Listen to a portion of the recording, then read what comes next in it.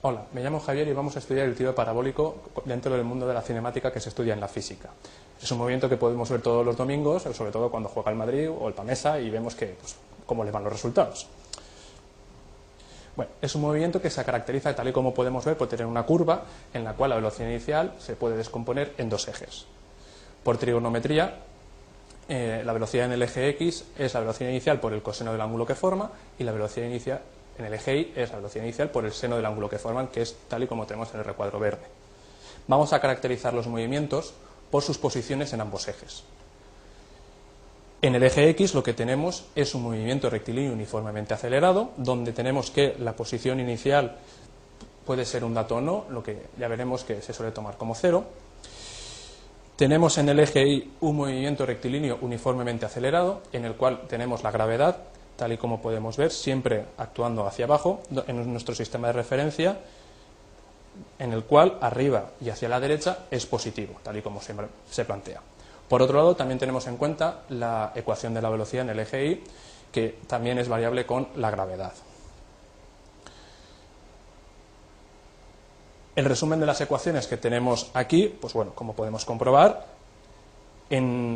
por un lado la descomposición de la velocidad inicial aplicando trigonometría, por otro en el eje X, donde resaltamos que, como podemos comprobar, la aceleración es cero, y finalmente en el eje Y, donde la aceleración en este caso va a ser la gravedad cambiada de signo por el criterio de signos. Bien, lo que vamos a hacer ahora es estudiar los casos posibles que nos pueden plantear. El primero es el cálculo de la ecuación de la trayectoria. Como hemos dicho anteriormente, si no nos dice nada el problema, vamos a suponer que la posición inicial tanto en el eje X como en el eje Y es cero.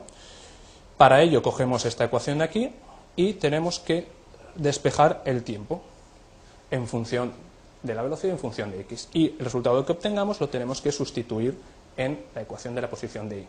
Con ello obtenemos lo que estamos buscando, tal cual, no hay que hacer más. Por supuesto, se simplifica al máximo. Otro caso que nos pueden pedir es el cálculo del alcance.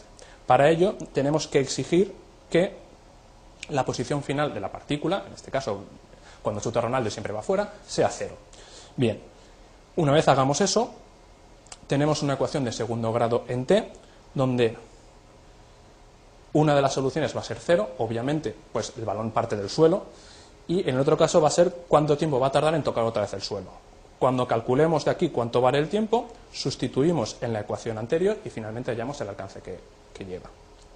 Y finalmente, otra cosa que nos pueden calcular es la altura máxima. Para calcular la altura máxima lo que tenemos que hacer es exigir que la velocidad en el eje Y sea cero, como consecuencia de igualar velocidades y todo. Ello nos va a permitir aquí calcular el tiempo para el cual se produce la velocidad, para cuando se anula la velocidad, y finalmente nos va a permitir calcular la posición en el eje Y para el cual esa velocidad se anula.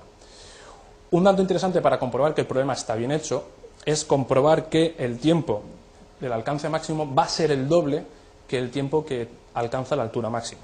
Normalmente se cumple. Finalmente vamos a ver todo esto en el bloque ejemplo siguiente.